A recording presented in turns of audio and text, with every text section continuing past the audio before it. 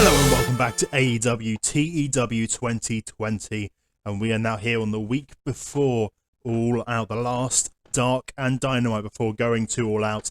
And if you want to check out the previous episodes, make sure to go and check out the playlist in the top corner or down in the description down below to check out what we've been doing so far. But let's have a little cheeky look at the storylines that we have building. So we have Allen versus Cage. And last week we had Moxley and Darby Allin defeating Starks and Cage in our main event, which went quite well. Darby Allin's doing very well for himself, and Cage doing alright. And Starks is doing a lot of good for his popularity, because his pop is quite low. We're starting this Blanchard Enterprises versus Nightmare Family. Yeah, it's not going to go great, because the audience really doesn't want to see Brandy or Ali. So it's going to be a bit of a difficult one, but we're moving forward to try and get to a tag team match between Dustin and Brandy and Tessa and Sean. Hopefully it'll go alright. It's not going to be amazing. Cody versus the Dark Order, which is going to be Cody versus Brody Lee at All Out. And the challenge has been accepted after Cody laid it down. Hangman and Omega taking on the Lucha Brothers. And thankfully, Hangman and Omega do have good chemistry. Well, they have no chemistry, but that's better than what I expect. So I expect them to have bad chemistry and for their matches to go really badly because of it. And luckily, that's not how it's worked out. Inner Circle versus the Bucks, so Ortiz and Santana versus the Bucks. It's going quite well, kind of mixing that in with this story here. Jericho and Gordon. So Flip Gordon, who has just come into AEW, one of our new hires that we have made. And he's feuding with Chris Jericho to start his time here in AEW. Lance Archer just destroying people, which is eventually going to lead to Matt Cardona coming out and saying, hey, perhaps don't do that. Pac versus Moxley, our big world title match. Which is going well. Good build for these guys so far. Need a big angle to kind of push it over the edge on this week's Dynamite. And then we have the women's title match, which is going to be Shida versus Rosa. It's barely started. We're going to try and do some build for that as well to get a little bit of heat behind it. It's going to be difficult though because they're all very low pop. Right, let's get things going with Dynamite. And speaking of, straight away we're going to be giving Thunder Rosa another match. Because I need her to get some more in-ring time. Thunder Rosa's coming in as a heel, so I need a face to go and face off against her. I wish I could see easily when they'd last wrestled. That would be useful, but it's fine. It's not the end of the world. There's Wax Swole in there. Not going to make it too long a match. 8 minutes. Thunder Rosa's going to get the victory. I'm not going to have it go with... No, I will. I think Thunder Rosa will bring it out to be a good enough match, so I'm going to put Hikaru Shida watching at ringside.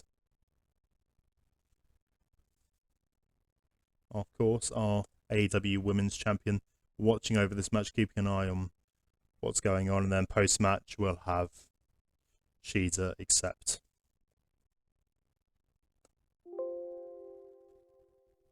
And she does appear because she is in the ring. So, Hikaru Shida and Thunder Rosa. I don't expect this to be good at all. But it's dark, so it's less of an impact on the overall show. It's not like we're going to get kicked off the network for having a bad dark. So, you can't really complain. Gonna give Jake Hager a match. See how he's doing. He's doing quite well so far. He seems to have quite good skills in the ring, better than I expected. I didn't really think he'd be that good, to be honest with you. Give 10 minutes, put him up there against Billy Gunn. Give Hager the win. Happy days. Let's just see how he's doing. Give him a win. It's always nice to give people wins. Let's just take a look at my storylines again quickly. I'm going to give Spears a victory. I'm going to continue. This is going to be... I was going to do Spears versus QT Marshall, but I'm not going to. Because I think that's absolutely going to kill the storyline heat if I do that. I'm pretty sure it will. Or maybe I should just go with it. Because let me see. QT, where's QT? He's 14. He's not really... Like, his basics are alright. But like, he's not really rocking it in terms of everything else that he has. Let me look at Sean. Excuse me, computer. Please listen to me. There you go. Yeah, 'cause he's not really great. He does have some pop behind him, though. Ah, you know what? Whatever. It's not going to be a great match, and the feud's not particularly going to be good anyway. It's kind of a placeholder feud. It might just go on the pre-show, to be honest. So it's not going to be great. But hey ho.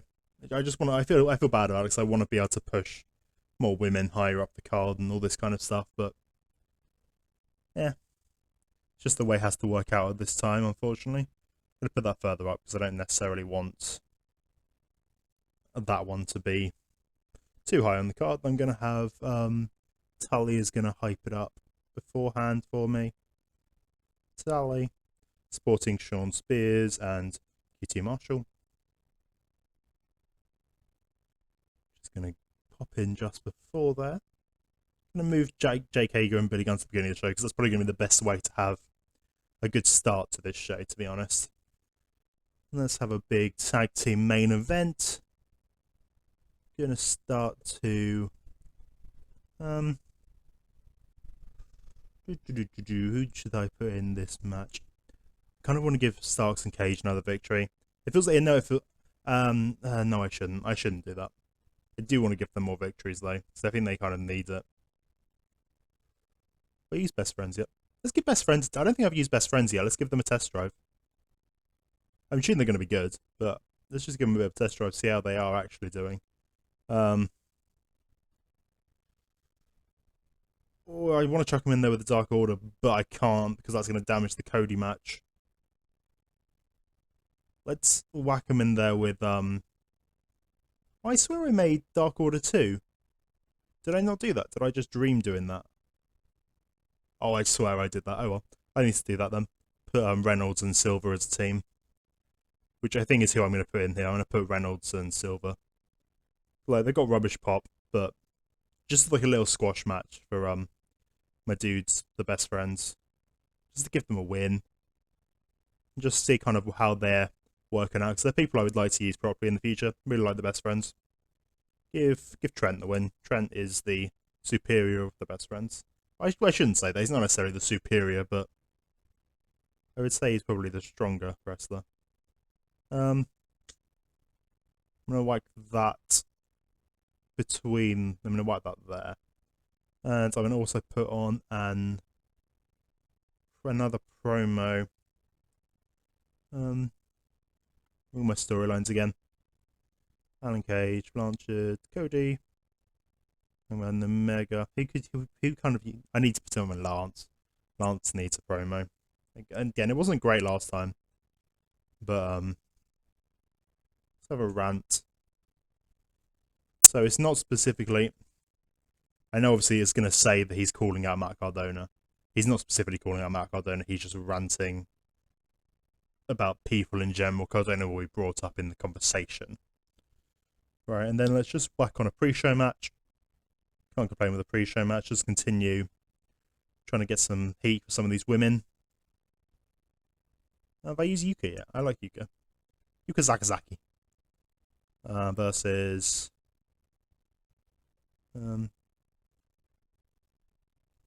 I don't think I've used Lever Bates yet. I might have. I know I have. I can see it already. It's on the bottom. Because it tells me when they were last seen, and I forgot about that. I apologise. So yeah, so all these guys have been around apart from Mel. So let's chuck Mel in here. This isn't going to be great. Let's just make it short. 8 minutes. And I'm going to give Yuka the win. Because I like Yuka Sakazaki.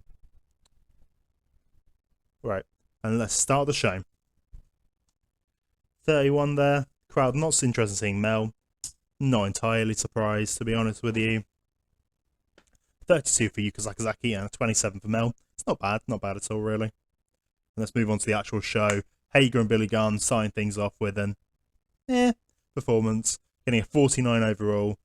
Jake Hager with a 55, hitting exactly onto where his pop is, I believe. And Billy Gunn with a 35, but I imagine he's declining, yeah. And he was holding back for some reason. Don't know why he was doing that. Just doesn't like Jake Hager. Promo from Lance Archer. It was fine. It was fine. At least we're building the segment up. We're building it up a little bit, which is nice. Thunder Rosa versus Big Swole. Just bad. Bad, bad, bad. That's not good at all. Oh, I thought that would do a bit better, but no, unfortunately not. 34 and 31, so it's not bad in terms of like what they did in the ring, but the crowd just had no interest in seeing this match outside of the pre-show, which really sucks because I need to push these women, and it's kind of difficult when the crowd's like, nope. Yeah, 29. She just struggled going off script. Makes sense, to be honest, but yeah, not good. Not good. It's not going to be a good match of the pay-per-view, sadly. Yes, I want to continue. Thank you. Really? Why was that so bad? Only a 38 there. So let me click. Can I click on Tully from here? No, I need to check him afterwards. Oh my goodness. Let me go back to the booking screen. I can do it here. Roster. Let me look at Tully. Are you just really bad at talking? Well, he's not great, but he's not bad. He's middling. He should do better than that. I know it's talking about QT Marshall. But still, a 38 for that promo. That's dreadful. Best friends do a good job. 57-54 over Reynolds and Silver 32-32. Both teams doing a good job there. 49 overall. Happy with that one. And then our main event, Spears and QT Marshall, they got a 48. Happy enough with that. 52 and a 37, but we lost so much heat on that storyline now. Not good. Not good in the slightest. I regret doing this so much now. Oh well. There's nothing you can do. 50 overall, which I have to say is not deserved for this show. This show did not deserve a 50 overall. But let's move forward to AEW Dynamite. I'm just going to have a quick check on what we did last week on Dynamite. So, of course, we have Moxley and Allen in the main event. Tessa defeating Brandy. Hangman and Omega defeating the Dark Order. Lance Archer defeating Joey Janela. And Flip and the Young Bucks beating the Inner Circle. And Cody defeated Zack. I forgot we did that. Right, let's book AEW Dynamite for our go-home show for All Out, which will be this weekend in-game. Right. Ooh. So I need to... Let me look at what I've done for the Moxley and Pac storyline. So I kind of feel like Pac hasn't wrestled. Yeah, I don't think he has particularly wrestled. Roster. Packy Pac. Hi Pac. Match history. Yes, he hasn't wrestled yet, so I'm going to give Pac a match. I need to kind of give Pac a bit of a... Should we do a big six-man tag? Do a big six-man tag for our main event. We'll do Pac, Penta, and Rey Fenix, the Death Triangle, taking on Jon Moxley, Kenny Omega, and Hangman. But that should be a good match. Like, I'll give it a bit of time, give it 18 minutes. And I think I give Pac the win. Let me just check. So I think Hangman has cool momentum at the moment, which I don't really want. I can't see it here, can I? Go back to here. Hangman, yeah, he has cool momentum, and Kenny is white hot, so Kenny's going to take the pinfall. I'm going to have Kenny get pinned by Pac. Because then I'm building up both of these feuds, and it's going to be an underhanded win for Pac. It's not going to be a full-on victory, and we can come back to this another time. Because like Pac and Kenny is a match I would definitely want to be putting on. Should I put it as Steal the Show? Because I remember when we did the Lucha Brothers versus Moxley and Hangman, I think it was, or it was Kenny and Hangman. No, I think it was Moxley and Hangman on our very first week, and it just wasn't good. I know it was Penta and Moxley. Yeah, it just wasn't good. Yeah. I'll come back to it. I'll see what else we're going to book first. But 18 minutes. Let these guys go. Pac's going to win. Kenny's going to lose. Slightly tainted finish. Tainted win. Just to kind of keep Kenny a bit stronger because I don't want him to lose any pop or momentum. Going to have hype at some point in the show. Pac is going to do a promo for Penta. and Ray Phoenix to build up their match against Hangman and Kenny. The pay-per-view, just because Pac's going to be a better talker than the Lucha Brothers are going to be. So we definitely need to have Lance needs to go and murder someone again. Lance is going to beat up. Oh, who is he going to beat up? I'm not actually sure because he's kind of beating up a lot of people so far. Then beat up Billy. I might just do that. I might just have him beat up Billy. Like, I'm not going to use... Like, Billy Gunn is someone who is not going to get used. And it's only going to be a short match. It's going to be a brawl again. It's not going to be two Billy Gunn's expertise. It's not going to be great. Like, let's be honest. But let's make it a wild brawl. 6 minutes. Lance Archer's going to win very easily. And then after the match, we're going to have the save post-match. Save from a one-on-one attack. Save from a one-on-one attack. So the cavalry is Matt Cardona. The victim is Billy Gunn. And he's going to be saving him from Lance Archer. And that's going to set up the match for All Out between Cardona and Archer, with Cardona making his big debut, trying to slay the monster. Let's have a look at our women. I might do a tag team. I might do a tag team match. I'm going to do Thunder Rosa, because hopefully this will give some pop to both of these storylines. Thunder Rosa and Tessa versus... Who has the better pop? I think it's... I imagine it's Brandy who has the better pop. Brandy has 55. Ali has 55 as well. I might just whack Ali into it then. Brandy, she was last... Oh, because she manages. I was going to say, she did not wrestle this week, but she was managing. So I'm going to put Ali in there. And Ali's going to take the pinfall, if I'm honest. Ali and Hikaru Shida. I'm going to save that there. It's going to be 10 minutes. We're not going to give it too much time, just to be safe. And I'm going to take the big risk here, giving Thunder Rosa the big push over Ali. It's going to be tainted again. It's going to be a distraction finish from Sean Spears on the outside. Distract Ali will be Shawnee Spears. Shawnee Spears. Shawnee Spears. Yeah, and that's gonna be our regular match. My idea is to try and use the fact that Tessa and Ali both have good popularities to push this match up. Because obviously the crowd isn't going to be interested in seeing Ali. We already know that. But at least hopefully having their popularities will make this a better match, and it'll push up Thunder Rosa and Hikaru Shida's popularity a bit more before their match at All Out. It gives Thunder Rosa another reason to be going for that match, if she can pin Ali going forward into the pay-per-view. Right, so we have got quite a few of them building. We need to have a promo. We need to have a hype promo. I'm going to give Chris Jericho a match here tonight. He's going to do... No, I don't want to do a backstage interview. No, do a backstage. We'll just have him do a... He's going to do a promo.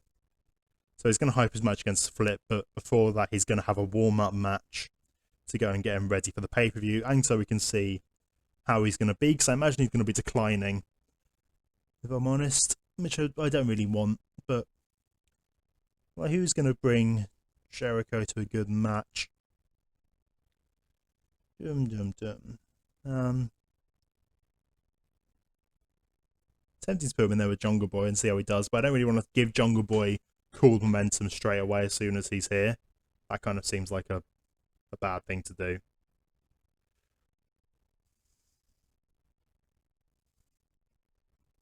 Two veterans in Hardy. I'll do Cassidy. Come on, I'll copy real life. See how it goes. Chris Jericho's going to beat Cassidy though in this one. It's only going to be 11 minutes. It's not going to be too long. Chris Jericho picking up the big victory. And then post-match, he is going to hype up his match against Flip Gordon. Flip's going to have a match as well tonight. he is going to... No, I'm not sure. So I need to build the Cody thing, so I'm going to have... So let me just check what I've done with the Cody and the Dark Order stuff. So I need to keep building that as well. So that Brody can feel like he deserves his place. Yeah, I feel like Brody needs to have a win. I was going to do a tag match of Cody and another babyface against the Dark Order generally. Evil Uno and Stu Grayson. Just to see, like... Because it'd be nice to give them a little bit of push as well. And well, it wouldn't be a push, they'd be losing, but you know what I mean, giving them some TV time. And at least that way it's not really a worry about how like Brody's doing. Let me click back onto that for a second. Can I get to Brody from here? No, I need to go through the roster. Let me just have a look at Mr. Brody. It's a shame. I don't think those promo skills are particularly right for him. He's a lot better promo in real life than they're giving him credit for in the game, to be honest. Right, let me just cancel that. Let me go back to add match singles. I'm just going to see who we have that's a star and a major star who isn't already being used. So we haven't got anything for the Cage storyline yet, or the Cody story. The Bucks. I think MJF, like, we're holding off for a second because I want to use MJF properly, and if I use MJF now without a storyline, I think that's kind of a waste. So he's gonna hold off. I might give him a match All Out to debut in, but he's gonna hold off just for now. Oh, I'm a bit stuck on this one. So, well, let's go back a second. So I'm definitely gonna give a promo, I think. So we're gonna have a backstage brawl. We're gonna have a backstage brawl between Darby and Brian Cage to help build them up. Because I don't necessarily want to have another promo. Because I feel like they've had quite a lot of promos so far. And if it's just Allen and Cage as well, at least that's going to help boost what we're kind of looking for here. I don't know if I want to risk Tully again. I'm scared about risking how Tully is. But I'm going to have Brandy and Dustin cut a promo on Sean and Tessa, setting up for the pay-per-view match that we're going to be having, which will be later in the night after this match. So I'm going to whack that in after Cardona and Archer for now. Need a match in between here, so it's not all like samey.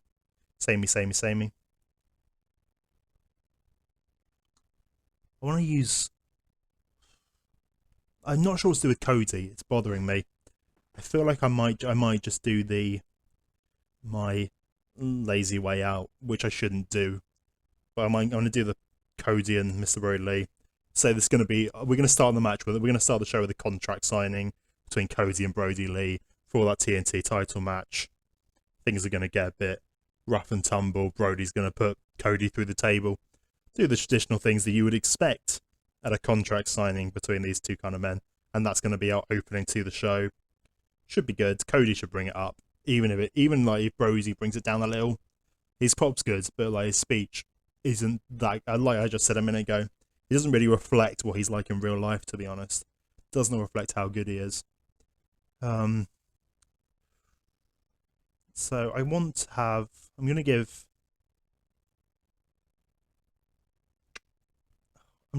a bit... I'm not sure what to do to build this inner circle stuff. That is my conflict right now as to how I'm going to continue. Is what I'm going to do just to have another thing for this, to give it a bit more heat going forward to the pay-per-view. I guess maybe we give... Okay, cool. Got it. Going to have the Bucks. The Bucks are going to have a match. Not Matt Cardona, please. Matt Jackson. Not Matt Hardy, Matt Jackson. Too many Matts in AEW. They're going to take on... Not females. I meant faces and heels, please. Take on... Hybrid 2. I'm sorry, guys. I apologise. We give them 13 minutes. Bucks are going to win nice and easily. Matt's going to pick up the victory here. Gonna whack that in as just after the opening promo, and after that we're gonna have an attack. Attack in all caps apparently. Attack! Attack! I'm losing my mind apparently. Post-match attack 2-on-2.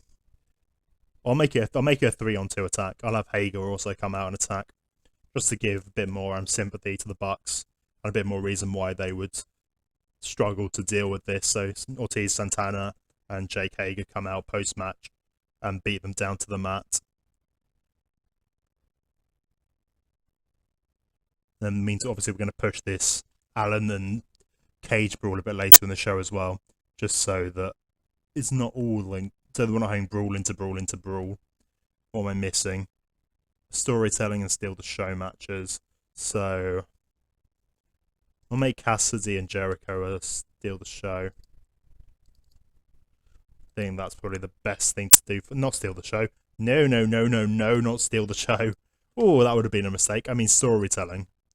Storytelling. They can do that. I don't think they're going to be able to steal the show particularly well. And I want to give Flip a match. Continue to build him for the pay-per-view. Who's he going to go up against? Like, I'd like to put him against Zach, but I feel bad that I've just given a Zach a loss last week. Who should he go up against? He is going to go up against...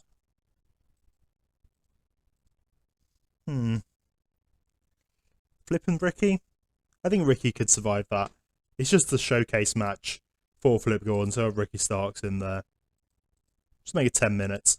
And like, hopefully Flip will be able to give Starks some good pop as well from that, because that would be nice.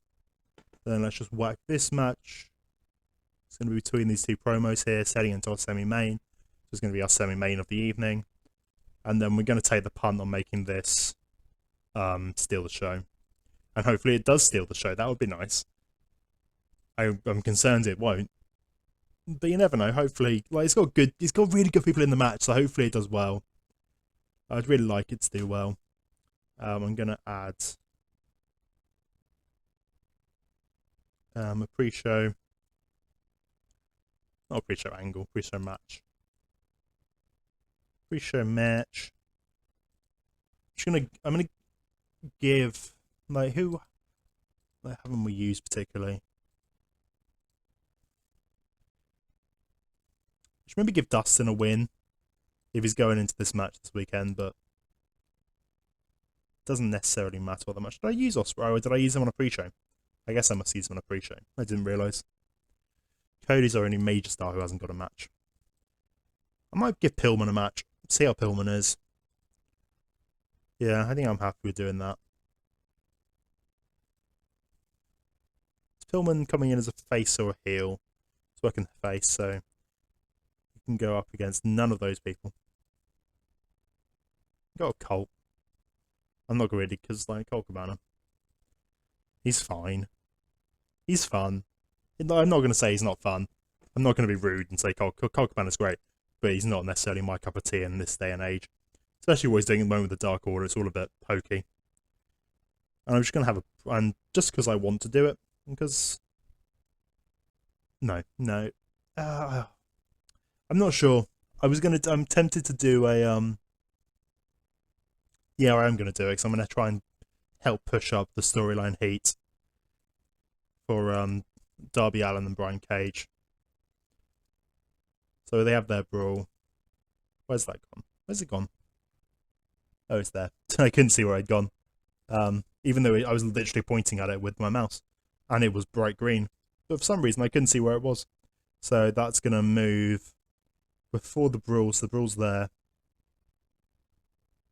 So it's going to be either side of that women's match in the middle of the card. Cool, and I think I am happy with this. So let's start the show and get things going. So, starting off on our pre-show match here. Pillman with a 49. Colt Cabana 52. Colt Cabana apparently doing better than Brian Pillman, who is 15 popularity points above of him. Colt was only 40 and Pillman's like 55. So I guess maybe I shouldn't put Colt down so much. I apologise, Colt. You did a lot better than I expected you to. Let's have a look at the notes here. Yeah, he has a gimmick that's not suitable for a heel. Obviously, he shouldn't really. Because he shouldn't really be a heel. He doesn't really work as a heel. Especially, well, doing what he's doing at the moment. Going by real life. So they're starting the show off with a big contract signing. Cody Rhodes and Brody Lee signing the contract for their TNT title match at All Out this weekend. Cody and Brody coming out. Of course, the Dark Order surrounding the ring while all of this happens. Cody gets very heated in his promo, saying how he's going to end the Dark Order. He's going to put Brody Lee back in his place and send him back where he came from. And then Brody says, well, I came from the same place that you did, so I would drag you back there myself if I have to. And then Brody Lee picks up Cody, hits him with the big discus lariat, and picks him up and smashes him through the table, signs the contract, and throws it down over Cody's body on the floor. 76 segment. It's done quite well. It could have been better, but I'm happy with that. I'm happy. And we move forward to the Bucks versus the Hybrid 2. 76, just because the Bucks are really good. So the Bucks 85-78. Jack Evans 65. My dude. I need to. I feel like I've said this every episode now. Is that I'm going to use Evans more, and I will. I'm gonna have to split. I'm gonna split Hybrid 2, do a thing between them. Like Angelico is gonna go face, and then we'll have Evans get the win in the end because he's kind of more of our prospect, to be honest, going forwards, and that's probably gonna be the plan. We'll start doing that after All Out. But yeah, so I'm happy with that match. 76 performance, moving the storyline forward as well. So let's hope this attack goes well. I always get worried with attacks. They often just don't land. 70. It lost heat, but that's still good. Like a 70 rated segment, you can't complain.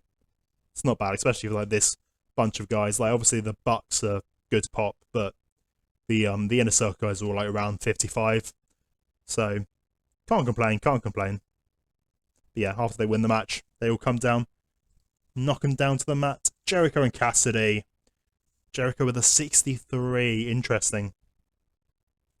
But I don't know how this segment got a 69. That interests me, because obviously Cassidy only got a 58, which is great, because he's only a 40. And Jericho got a 63. Let's have a look at this quickly. Been an amazing heel. He's an amazing heel. Yeah, Chris Jericho, of course, declining. Hot crowds, being an amazing babyface. Yeah, it just works well. Maybe we should just copy real life and maybe do this in universe mode. Build from this. Maybe that'll be where we go next with Jericho past All Out. This will do the Jericho Orange Cassidy stuff. Like, I feel bad for just kind of taking from real life, but this is surprisingly good. Like, surprisingly good. I wasn't expecting this, but we'll see how Jericho and Flip goes on the weekend as well. It's the next segment. Chris Jericho cuts a promo on Flip Gordon after the match. Just the usual Chris Jericho stuff. Saying about how he is the one who brings in all the ratings to AEW. He is the demo god. He's not going to allow a new kid like Flip Gordon, who doesn't even know what he's doing, to try and take his place on this program. This is Jericho's AEW. AEW is Jericho. And he's not going to allow Flip Gordon to try and embarrass him this weekend. They move forward to the backstage. Oh no, this is the taunt here, so the taunt from Darby Allin. Apologies. Darby Allin just kind of promo on Cage. Yeah, the usual. Saying he's going to beat him. It'll be one of Darby's little backstage. He comes out wearing the Brian Cage mask, stares into the camera, rips the mask in half and throws it down to the ground and says, "This weekend, I end you." And move forward to the next segment, which is our women's match. Please do our 57. Happy days. I'm happy with that. Thunder Rosa and Tessa Blanchard beating Ali and Hikaru Shida when Thunder Rosa pinned Ali after Sean Spears' distraction. Tessa, of course, was head and shoulders by everyone else. But Hikaru Shida 47. Thunder Rosa 39. Like, I'm not going to complain. I'm glad these two storylines gaining some heat from that. And like, people don't want to see Ali, but at least she has good pop, so like in the moment being, it's fine. It's still good to use her because at least she's going to have popularity to bring to the match, even though she's going to turn people off from it at the same time. But yeah, I'm happy with that, and hopefully Thunder Rosa Hikaru Shida isn't like dreadful at the pay-per-view. It should be like 45, I imagine. I just don't want it to completely draw the pay-per-view down. It's gonna suck if that happens. So the next segment, we have our brawl backstage. Brian Cage finding Darby Allin after what he said about him earlier, and they end up with a brawl backstage, and they get separated before Brian Cage can properly do some damage to Darby Allin. Obviously, Darby Allin just being the crazy man he isn't, just taking all of the punishment the Cage wants to throw at him while trying to throw it all back himself.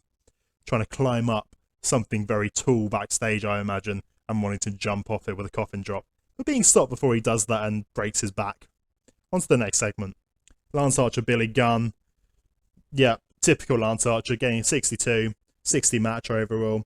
This is just for Lance. They have great chemistry apparently, which is nice.